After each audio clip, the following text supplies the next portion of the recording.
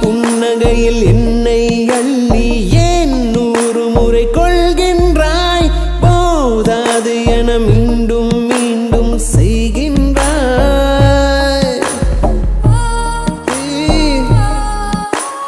இறகாய் என்னை தொடுகின்றாய் அழகாய் இம்சை செய்கின்றாய் சுகமாய் நெஞ்சில் பாரங்கள் தருகின்றாய்